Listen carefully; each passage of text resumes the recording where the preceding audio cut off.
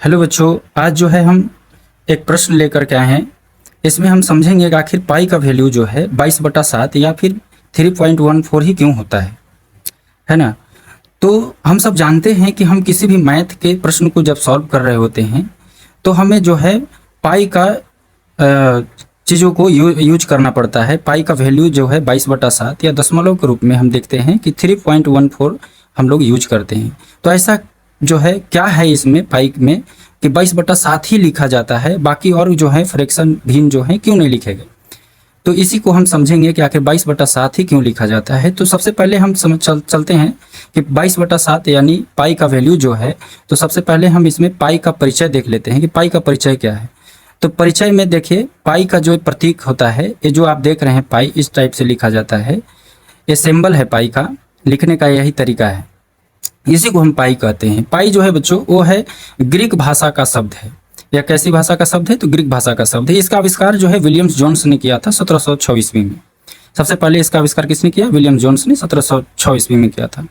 सबसे पहले हम पाई को समझने से पहले थोड़ा सा इस बात पर विचार करेंगे कि आखिर पाई जो है कहाँ प्रयोग किया जाता है। तो पाई बच्चों जनरली सभी ऐसी वृत्तीय आकृतियों में पाई का वैल्यू का यूज किया जाता है, जैसे जिसमें वृत्त जो है होना चाहिए। जैसे शंकु है हमारा, शंकु आप जानते हैं कि शंकु जो है, या छीनक, इसमें वृत्त होता है। छीनक होते हैं जिसमें दो वृत्त हो सकते हैं, एक ऊपर में वृत्त होता है इस टाइप से और एक नीचे वृत्त होता है ना। या फिर आप एक आकृति और बेलन हो गया, तो बेलन में भी वृत्त होते हैं। तो ऐसे ऐसे प्रश्नों को जो है सॉल्व करने के लिए हम पाई का यूज करते हैं। तो समझ गए कि पाई का यूज जो है हम वृत्तीय आकृति वाले जो है प्रश्नों को सॉल्व करने में इसका यूज किया जाता है। तो आज समझेंगे कि आखिर पाई का वैल्यू 22/7 ही क्यों लिया गया। आखिर इसके जगह पर और भी तो फ्रैक्शन यानी भिन्न हो सकते थे, तो उसे क्यों नहीं यूज किया गया। तो इसके पीछे का रीजन है बच्चों। तो उसे समझने से पहले आपको एक वृत्त को समझना पड़ेगा। ये जो आप फिगर देख रहे हैं वो हमारा जो है एक वृत्त है। इस वृत्त में हम जानते हैं कि बीच में इस वाले पॉइंट पे जो बिंदु है उसे हम केंद्रक कहते हैं। और जो एक किनारे किनारे आप जो देख रहे हैं एक वक्राकार जो रेखा खींची हुई है, इसका नाम जो होता है उसे कहते हैं हम परिधि। बच्चों क्या कहते हैं? परिधि कहते हैं। ये जो परिधि से सेंटर तक की जो एक लाइन है, यहाँ से यहाँ तक, ए से ओ तक के लाइन को हम त्रिज्या का नाम देते हैं। और ए से बी तक का जो लाइन आप देख पा रहे हैं, यानी इस परिधि से इस परिधि तक के लाइन को हम व्यास कहते हैं। तो बच्चों इसी वृत्त से जो है पाई का वैल्यू का जो है उत्पादन हुआ है। तो कैसे इसको समझाया गया? तो जो पाई है ना बच्चों, ये जो पाई है उसका वैल्यू जो है वो इस परिधि और बटा व्यास को दर्शाने के लिए किया गया है। यानी कि जो परिधि जो है वृत्त का, वो परिधि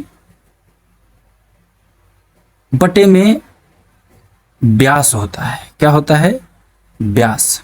इसका तात्पर्य ये था कि जो एक वृत्त अगर जितना उसका परिधि का मान होगा, परिधि का माप, और उससे बनने वाला जो व्यास का जो लंबाई होगी, उसका वैल्यू जो होता है वो आपको 22/7 के रूप में देखा जाता है। जैसे सपोज अगर मान लीजिए इस वृत्त का है परिधि का लंबाई, अगर हम मान लेते हैं कि 22 रहा होगा, और इसका व्यास जो है यहाँ से यहाँ तक का दूरी जो है 7 मान लेते हैं।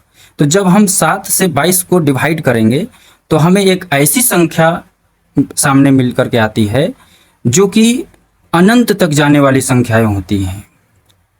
यह कैसी संख्याएं होती है? तो अनंत तक जाने वाली संख्याएं होती हैं। इसमें क्या है कि ज़्यादातर जो है जब हम कोई भी भिन्न के रूप में किसी संख्या को भाग देते हैं, तो चाहे तो वो संख्याएं शांत प्रवृत्ति के हो सकते हैं या रिपीटेड संख्याएं हो सकती हैं, है ना। लेकिन इसमें क्या है कि यह तो अनंत तक जाएंगी, साथ ही साथ इसमें रिपीटेड संख्या नहीं होती हैं, हमेशा संख्याएं बदलती रहती हैं बच्चों। तो यही कारण है कि हम सब जो है 22/7 को जो है पाई के वैल्यू के रूप में एक जो है अप्रोक्सीमेशन जो है वैल्यू, यानी लगभग वैल्यू को मान करके चलते हैं कि यह जो है इस दशमलव के रूप में जो वैल्यू आप देख रहे हैं, इसका जो है निकटतम वैल्यू 22/7 होता है, जिसको हम 3.14 तक जो है यहाँ तक जो है हम लिखते हैं दशमलव के रूप में। बाकी के वैल्यू को हम लोग नहीं यूज करते हैं, क्योंकि यह निकटतम वैल्यू होता है जिसे हम गणितीय रूप में जो है रख करके और सवाल को सही रूप में सॉल्व कर पाते हैं, और सरल तरीके से और आसानी तरीके से जो है इस वैल्यू को रखने के बाद सॉल्व हो जाती है।